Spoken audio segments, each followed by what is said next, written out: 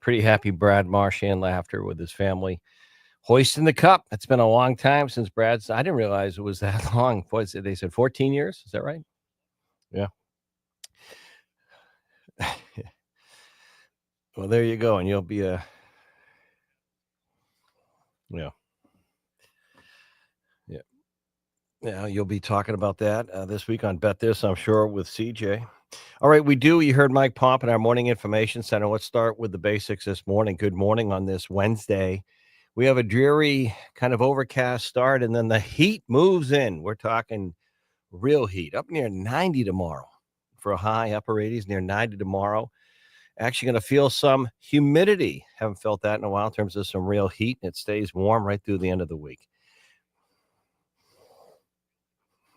Appropriate, right? Coming in with a bang on the heat. And our poll question up on X this morning is so much going on globally, domestically, but we're going to start local. The poll question up on X at the Pulse of an H. Do you think lawmakers should pass here in New Hampshire? You think lawmakers should pass a ban on cell phones in New Hampshire public school classrooms? Yes or no? That's before them as we speak. And J-Dog can tell us results from yesterday. Go ahead, if you have them, Dog. Go ahead, Dog.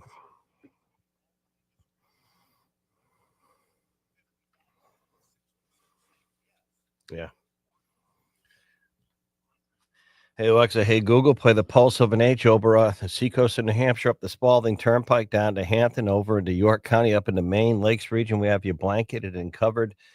Extra FM signals, both in the seacoast added and the Lakes region. Hey, Alexa. Hey, Google, play the Pulse of NH. Got a packed show for you.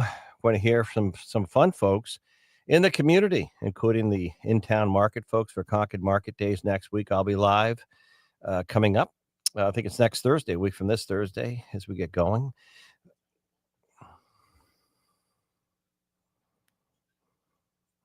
Yep. Anything you can do to get me out of the studio. All right. Hey, listen, a lot going on. Big threats from from Tehran and the regime there. Big threats to Israel and the United States.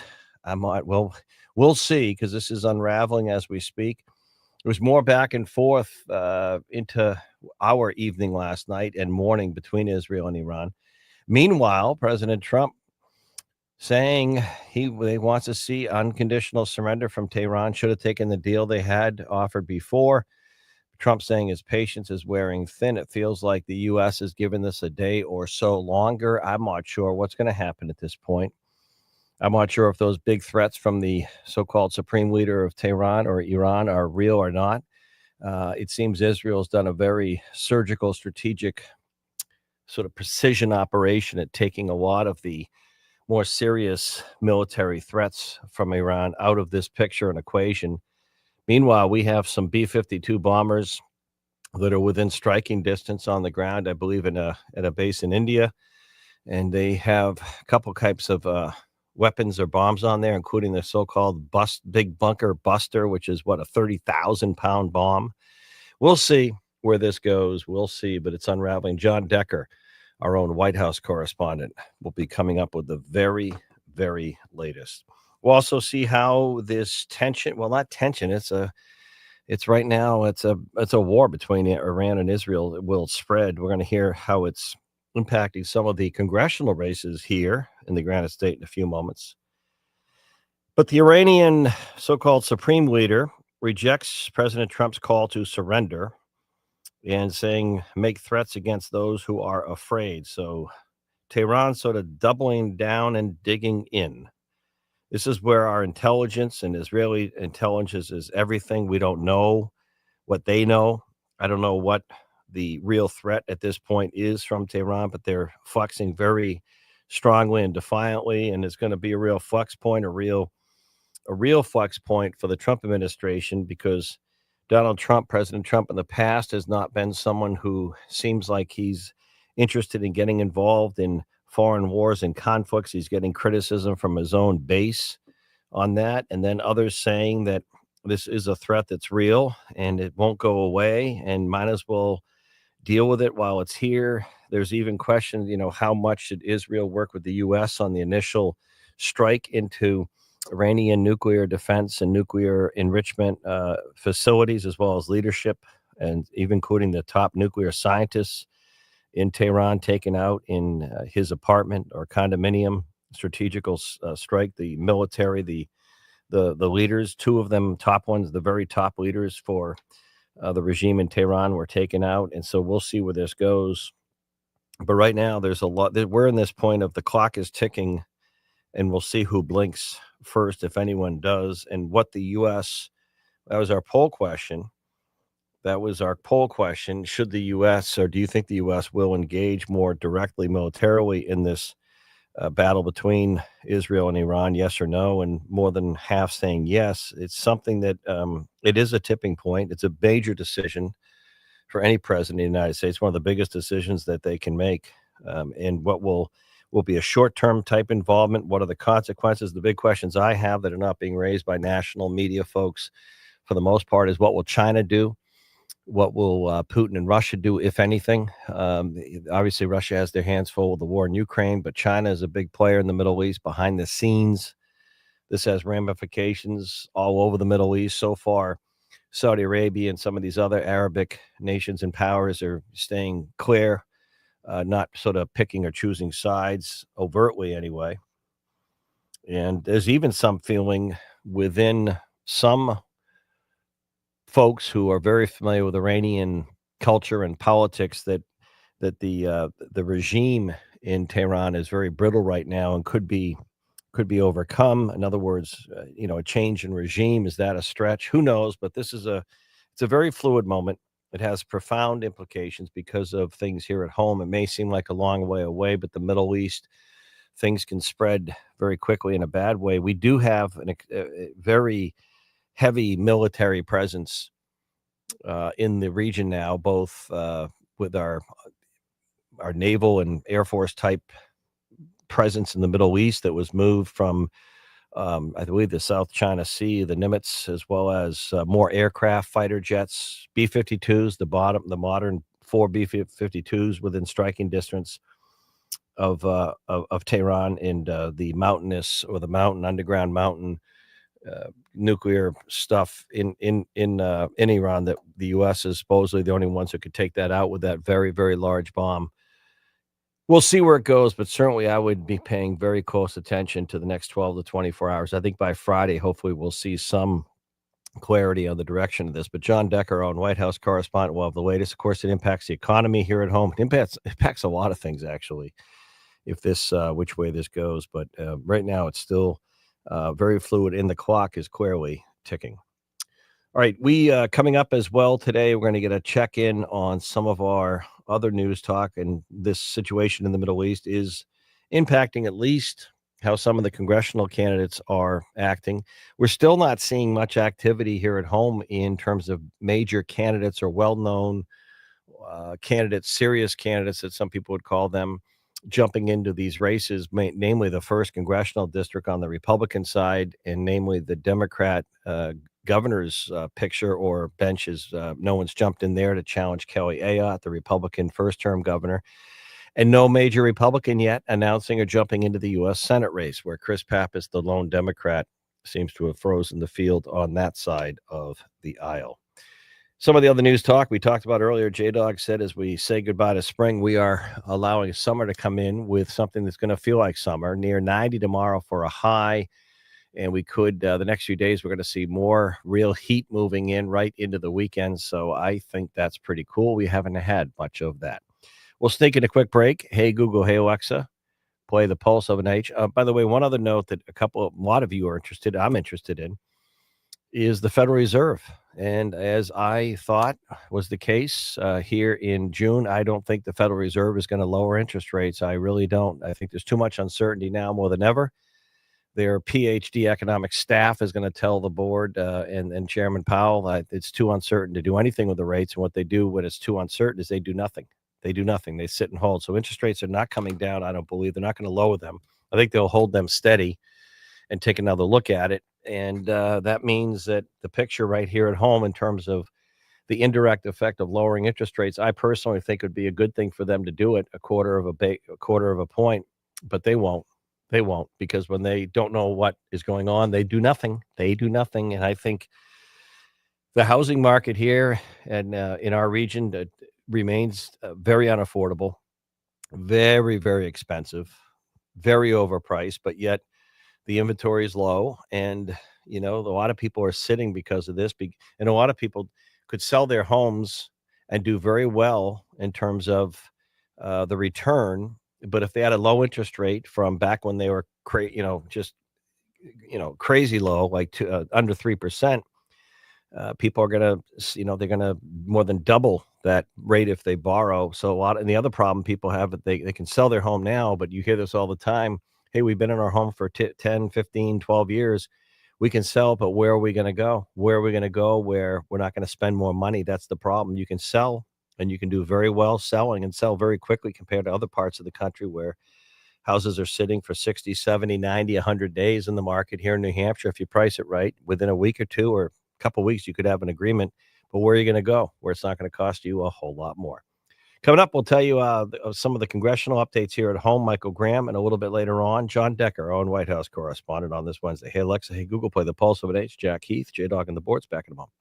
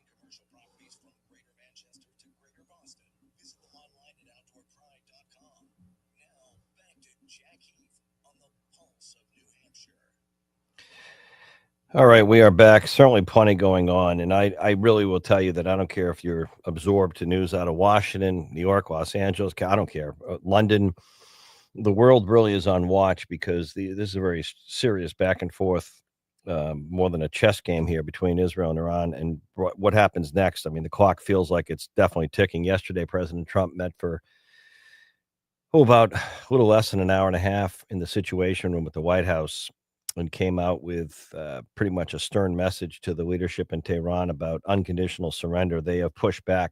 They're doubling down, and Israel struck more sites in the last 12 hours, and Iranian missiles fired back. Not any casualties, but trying to break through the air defense system in Israel. So this is a very fluid situation. It does have ramifications or implications here at home because if you're running for office or you're in office in the correct congressional side or probably any side, people are going to ask you what you think. Michael Graham, New Hampshire Journal, looking into that this morning, nhjournal.com. Good morning, Michael.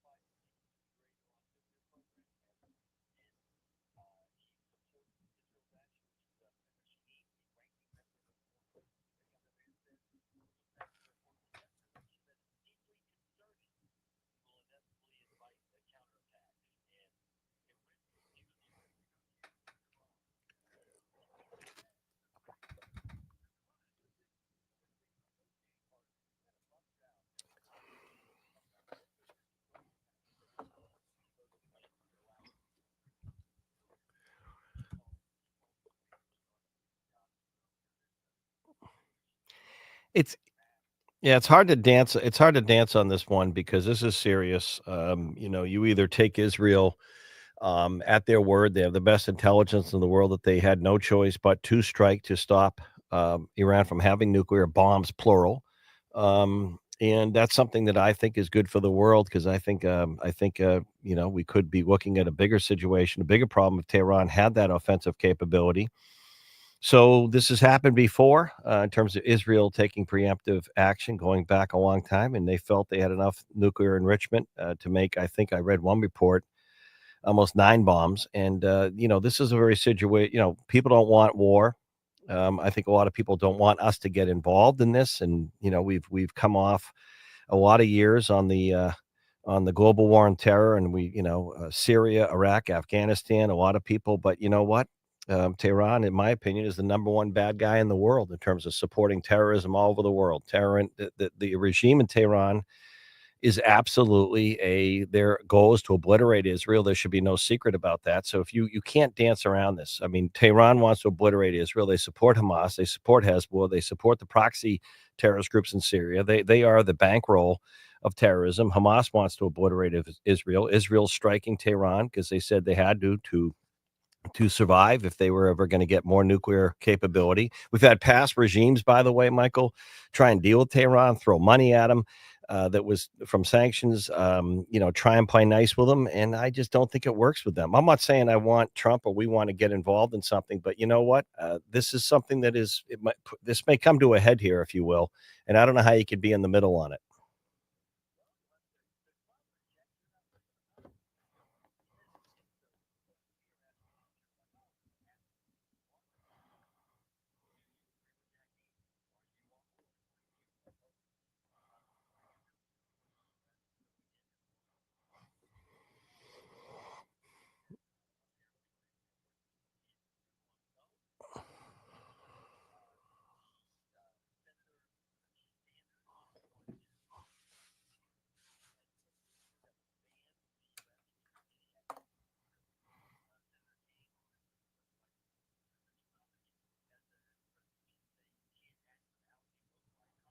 Mhm.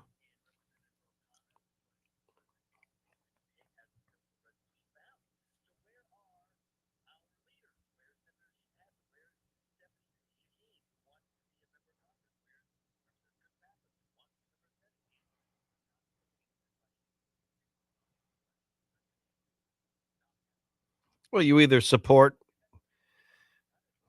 yeah,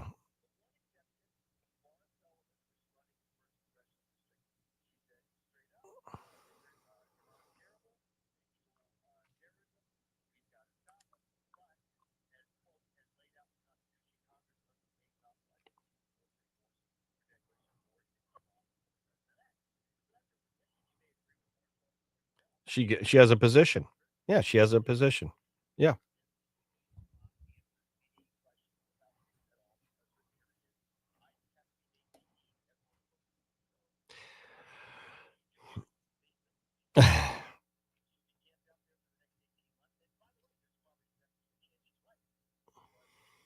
Interesting. All right, Michael, good stuff. Anything else before we let you go to the bottom?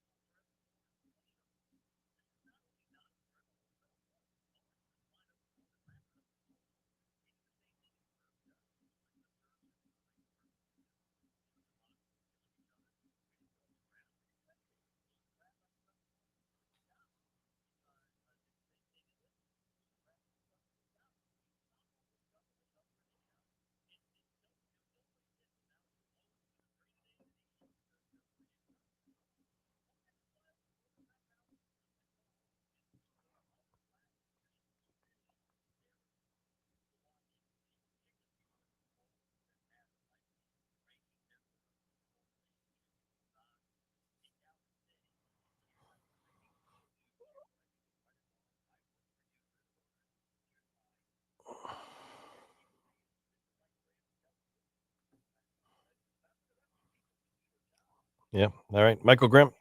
Yep. No.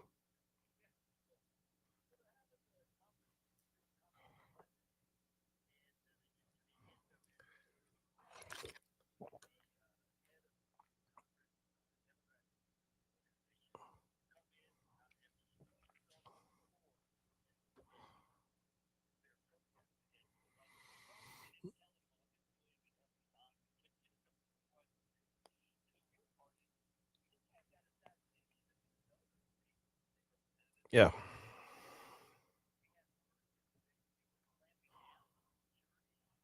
Yeah. Yeah.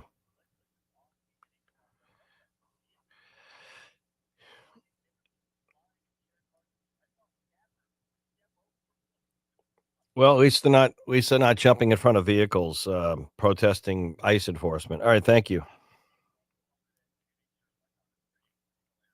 Michael Graham. Thank you, Michael. By the way, we do have, I just want to point this out. This is significant. We have, I think, four the latest B-52 bombers are stationed. Actually, it's Diego Garcia, which is in the Indian Ocean. I referenced Indian Ocean, a strategic base. It's about 2,400 miles. But in that world, in that flying world, that's within striking distance of the Iranian southern coast, I believe. So, pretty interesting. The range of Iranian ballistic missiles, the Diego Garcia's location in the Indian Ocean puts the B-52s well within striking range for aerial operations against Iran. The purpose of those reinforces their Washington or our U.S. long range strike capabilities near Iran in ongoing tensions over its nuclear program. There are other satellite imagery. Has been reports have also shown the presence of B-2 stealth bombers. That's the super duper. Have you seen those big black? They're kind of a half diamond shaped stealth bomber and C-17 transport aircraft also in that base in the Indian Ocean. So we'll see where it goes. All right. Hey, Alexa. Hey, Google, play the pulse of an H. We're going to come back. John Decker, our own White House correspondent, live, tracking all the above. And then we'll tell you about some good stuff happening in the Capitol next week, right here in Concord. Back in a moment.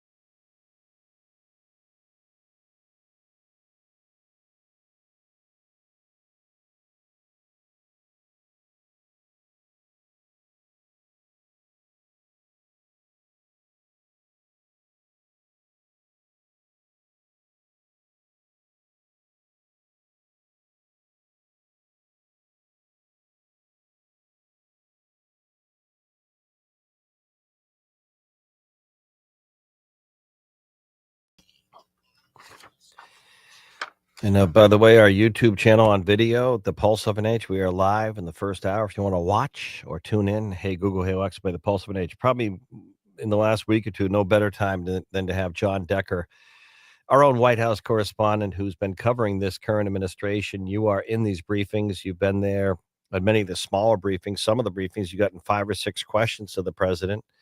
And John, whatever else you have on the docket, the clock is ticking. The world is watching. And what Yeah,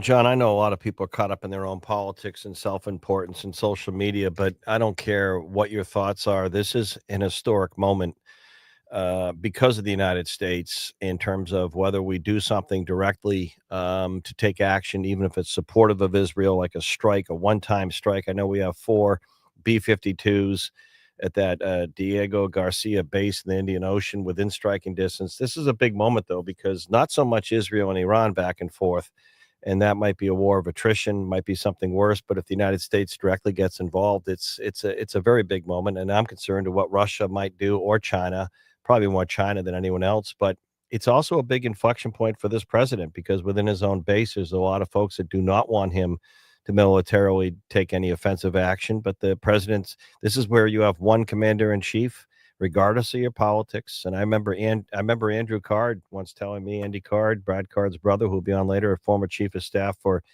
GW Bush Senior as well as GW Bush. But he remembered when Bush Senior had to take some offensive action. He was sitting in the Oval Office, and he said it's the biggest decision any president ever has to make, and that's to commit our military to strike someone, more than just like a terrorist operation where you're taking out one individual.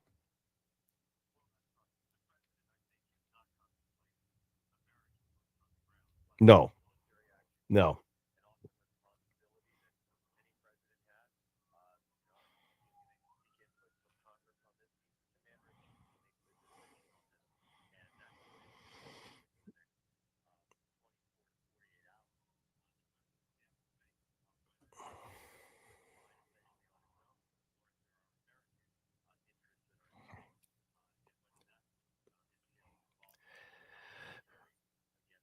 And John, I noticed our embassy in Jerusalem was shut down today through the 20th, which is interesting timing. What exactly what you said, the next 24 to 48 hours. Do you think there's a chance? I know you don't have the crystal ball, and you were not in that situation room, but you cover the White House, and that you do a great job at it. But do you think there's a chance that any other power to be, maybe China, maybe some other country, can intervene here with Tehran to kind of get something to calm down here, or do you think not, that this is going to take its course?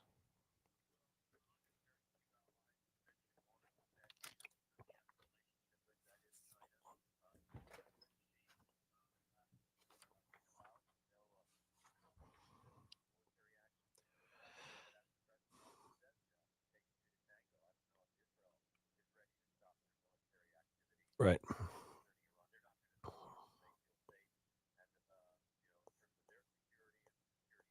right. And I'm not even sure. I don't think we know if Netanyahu and President Trump have a very good relationship that dates back a lot of years, as the prime minister said the other day. But I don't even know if their forces, Israeli, would stand down strategically with their operation they have going, because they think they are dismantling the worst of Iran's offensive nuclear capability. I don't know if they would stand down, even if the president asked them to, quietly behind the scenes. I mean, they might temper back a little, but I don't know. I mean, at this point, they are doing what they think they need to do to survive. Yep. All right.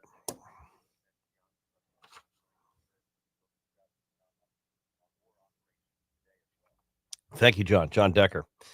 Thank you for the extended time. And he's right there, our own White House correspondent. Very, very cool for our News Talk network. Hey, I want to switch gears completely, and it's fun stuff completely. Jessica Martin is with, well, one of the folks running In Town Concord, J Dog. And last year, over the 3 days, and we're coming up next week, and we have real summer weather to kick in market days. Almost 30,000 guests came in. How are you? Yeah, I'm great. How are you? Good, Thanks for having me. good, thanks. Well, tell us all about it. Any always fun. J Dog, we're going to be there live a week from tomorrow, right down near Revelstoke Coffee, I think, near the Capitol. But you close off the down. It's fun for the families. And you know what? This is what we all work and play for and live for, right? The Yeah. summer and things like this. Yeah, we're on our 51st year. We celebrated 50 years last year, so that was a big milestone for us. The street will be closed down again. We have almost 200 vendors that will line the street for market days this year, which is really exciting. Three stages of live music, including a new stage that's just geared to kids and families. So that's pretty fun too. Now, food, entertainment. This is what give us the schedule because a lot of people don't know. It's pretty much 3 full days, right? And in evenings. Yeah, 3 full days. We open at 10 a.m. and go till 10 p.m. each day. So Thursday, Friday, Saturday. And we're really excited this year. We're actually going to have a wedding on Friday at Market Days. Wow. Tell us about that. Yeah, so this will be our first ever Market Days wedding. And it will be at 5 o'clock at the State House, and anyone is welcome to come. So that's just a really fun new thing. Good for you. That's awesome. How many years you've been helping? And you're the executive director of In Town Concord. I am. Yeah, this is my fifth Market Days. Tell us what is In Town Concord. Is it like the like Greater Manchester Chamber of Commerce, Portsmouth Chamber, or is it a separate group that year round you're looking at doing develop? You've done, by the way, you and your team. I think Concord's always had a pretty cool, vibrant downtown, but I think in the last couple of years, folks that I know that have moved to the area, they really love. You have that blend, which is a very special thing of shops, Yeah, yeah, neat new eateries and coffee shops popping up, yeah, yeah. as well as some history, and you got the State House right there. So you get that unusual blend. Yeah. In Town Concord is a 501c3, so we're not a chamber, but we do have a small business focus. We promote the downtown. We do a number of large scale community events in the downtown. What do you hear from your, not so much your restaurants? We mentioned Revelstoke, great coffee shop. Lucas Meyer loves that place. But what do you hear from your store owners and shop owners? You have some really neat stores, everything from furniture to arts and crafts to I don't know all kinds of shops. I haven't walked downtown in a while, but my question is: are they seeing good traffic flow? Are they overall your small business owners feeling like it's a good vibrant market, or is things slow a little bit? What are you hearing from your shop, your store owners? Things have started to pick up. Obviously, the weather really impacts downtown when we have rainy weekends. Yeah. That's Oh, we haven't had what 13, 14. No rainy weekends here. right, right. So that really impacts. The heavy stuff hasn't started to come down. No, I'm kidding. It's going to be good next week, though. For Oh, March. tomorrow we're going to be up near 90. Yeah, that's amazing. Summer's here, people. So we're excited about that. They're excited. March is probably the slowest month for the downtown, so things are starting to Hmm. pick up here. Yeah. Yeah. Do you like what you do? I love it. Yeah, I would do it for free, but I'm glad they pay me. There you go. Good answer. Hey, so tell us, someone who's never been to market days, why they should come. There's so many reasons. The food is Yeah, amazing at yeah, Market I've seen Days. that. I've experienced that. Yeah, and I think we have such a good variety this year of food. We have so many downtown restaurants that are participating this year. We have great shops, really good deals for shopping too if you're interested in getting a good deal. And then the music. We have so much good Who tell us some of the local music you got booked? we have, let's see, the homegrown stage is just all local music. So if Oh, that's cool. really your jam, go to Bicentennial Square because that's all scheduled by Lucas Gallo, who's a local musician in the area, and they do it So that's right down on the main street, right downtown, right down. South Main. Yeah, you're going to be having live, and you have more than one stage. We have more than one stage. Wow. We have the main stage as well. Also, virtual music, and then also the Capitol Center for the Arts does Friday scheduling. So we have on Friday evening, our headliner is a '90s tribute band. So Awesome. really nostalgic for me as a millennial. There you go. J Dog, I know you're are you now you always make a trek down there. What's your what did you a couple years ago? Was it the Weissenberg? What you do something you were liking downtown? What are you looking for? What do you like down there? You're gonna make a walk.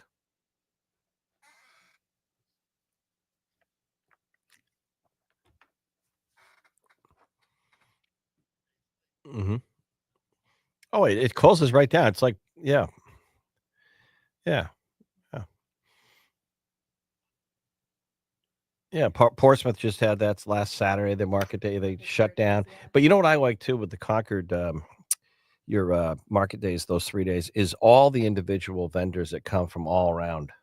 You know, the ones I mean, I love some of the health stuff. Like you'll be walking down your display, and I'm not saying they're one of your vendors, and it will be some folks that just make their homemade olive oil, or beeswax or something. And then you have the jewelry, you have all the artisan vendors. I love folks like that. They work all year, they make their beautiful, it could be jewelry, it could be crafts, it could be specialty foods. And the only place you bump into that is when you go to something like this. Yeah, absolutely. And these types of events really do set these people up. So I hope that people will come out and support them and shop, because it's a huge thing for them and their local business.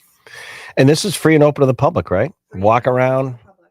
Yeah, Yeah, absolutely. there's no like area where you have to, like I love the Deerfield Fair. We do stuff with them. They're a sponsor, and each year, but you do have to pay to get in, Right. and you're there all day. It's a great deal, by the way. I love the Deerfield Fair. Don't get me wrong, and they should because they have the parking. They get so many people, but you can park anywhere, walk if you can. Once you park and walking distance and go in there, there's no area where you're going to pay the $10 to get in. There's no area that you have to pay, and part of that is because we have so many generous sponsors. Xfinity is our presenting sponsor, so the whole event is free because of Awesome. all of our So you have sponsors. underwriters. Yeah. And Biddy Media is also one of our sponsors. So thank you.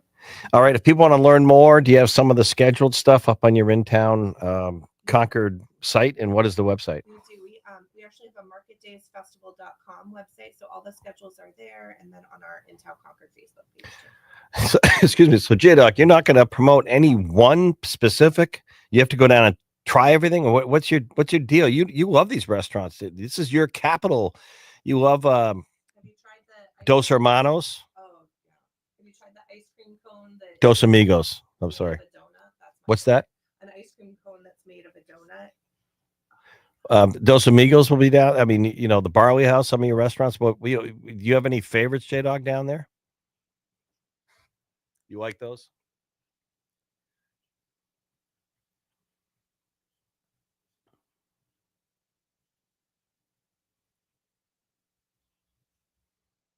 Yep. Yep. You, you never know. All right. Thank you so much, Jessica Martin, for coming in town Concord website one more time. Marketdaysfestival.com is all you need for Market Days. Marketdaysfestival.com. Mhm. Kicking off next Thursday? Yeah, sorry. Thursday, oh my gosh, January No, yeah, no, there you go. You're still back. Next the June 26th. 26th, 27th, and And we'll be 28th. there live. Good Morning, New Hampshire. We'll be right near Revelstoke. I just know because of the clock there and the bill, and then right near the Capitol. So we'll be right there, 9 to noon, as well as our music stations, right, J Dog? Aren't we going to have Frank there and the Wolf? And all right, hey Alexa, hey Google, play the Pulse of Night. Jessica on a busy news day. Thanks for telling us about something fun. Thank you. All right, take a quick break. We'll tell you what the Federal Reserve is doing or not doing on interest rates, how the markets are reacting to the uncertainty. Just had John Decker, our own White House correspondent. I may want to come back to that, J Dog, just to give you a heads up. I think John's update was as good as any. So maybe in that 10:35, we'll hear more from John Decker, not as a news story per se, but in the show, our own White House correspondent. Back in a moment. Thank you.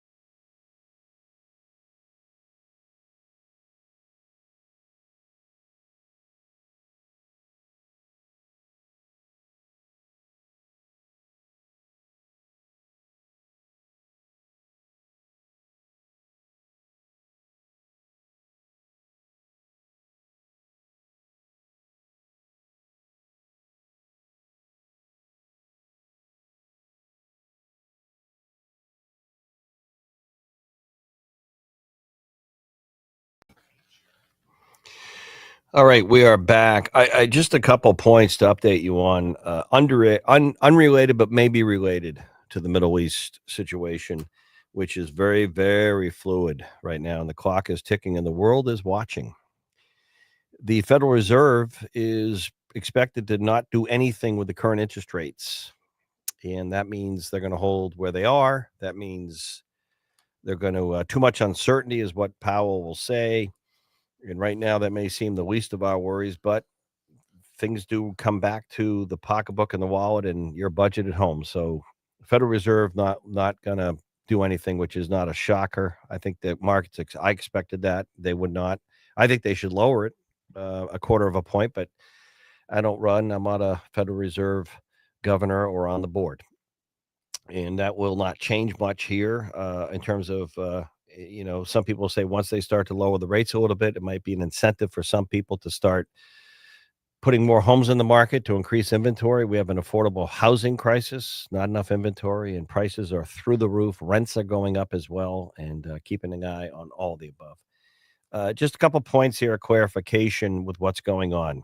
A very, very insightful guest a few moments ago, our own White House correspondent, John Ducker. He went through just pretty much the latest on the United States as it pertains to Israel and Iran. A couple points of clarification. You're going to hear a lot of talk in Congress. John referenced, or one of our guests referenced Bernie Sanders, a member of the members of Congress as well, or the Senate, that are trying to get some legislation passed symbolically to say before we commit to any war, if you will, with Iran, that Congress, you need congressional approval. Point of clarification, and John Decker said it absolutely correct. He's also an attorney. He's the only White House correspondent who's an attorney who's actually Supreme Court approved to argue cases before the Supreme Court. John Decker, our own White House correspondent, he pointed out the president of the United States can take military action as commander in chief on a strategic operation, whether it's to take out a terrorist leader, to protect the United States within this very broad latitude. And certainly this would constitute that. So the United States, absolutely, I'm just telling you the facts, not the politics. I'm telling you the facts, not the politics. The United States, absolutely, the president can authorize the Pentagon or our military to take a strike, presumably from that Indian Ocean base that you are hearing about, where we have B-52s and stealth bombers, the Diego Garcia Indian Ocean, within striking distance. If we are to drop anything, probably non-nuclear, but one of these bunker busters, 30,000-pound bombs in that mountainous region to take out that one area of Iran's nuclear program that the Israelis probably can't do alone. I'm just telling you the facts. Now, the president's not interested. I don't speak for him. I'm just watching this. I don't think Trump's background, if you look at how he's run as a candidate, first time as president, he doesn't want to commit boots on the ground. That's a whole nother step where you would want to involve Congress if you're going to commit a large boots in the ground military presence in the Middle East. That's a different ball game, and that would be more protracted and longer. And I think that's something no one wants to see, including President Trump. I don't think anyone wants to see that. I don't think that would be good. Certainly wouldn't be good for our economy. There'll be a whole uncertain situation, and I don't think anyone wants that. I don't see that at this point, but I would not rule out the United States taking a strategic one-shot type strike and then backing off and leaving it between Israel and Iran. One thing that's not helping us not taking that strike is the so-called supreme leader of Tehran is now pushing back into the United States face, threatening the United States, saying no to a surrender, not giving up our nuclear program, which Israel's systematically taking out. So the more that the supreme leader, if you will, of Tehran, the hardline mullahs and the regime in Tehran that run Iran, more that he now goes back, not just at Israel, but starts, making these pretty bombastic threats to the United States after the president said, look at, surrender. You should have taken the deal on the table before. The more that he pushes the United States, I think that puts President Trump in a position to take a shot, but I don't know in terms of supporting the Israeli operation. I don't know. It is a big decision, by the way, and it's something that I don't think would be entered lightly. The president met yesterday in the Situation Room for almost an hour and a half, and maybe this all could be avoided. I think the only phone call that could come in that could maybe cool things down would be from China to Tehran. I'm not sure that will happen. Hey, Google, hey, Wax, by the Pulse of Nature. We'll continue on some fun stuff here at home. Back in the 10 o'clock hour on this Tuesday. Warmer weather, believe it or not, summer and near 90 tomorrow on Thursday for a high. Back in a moment.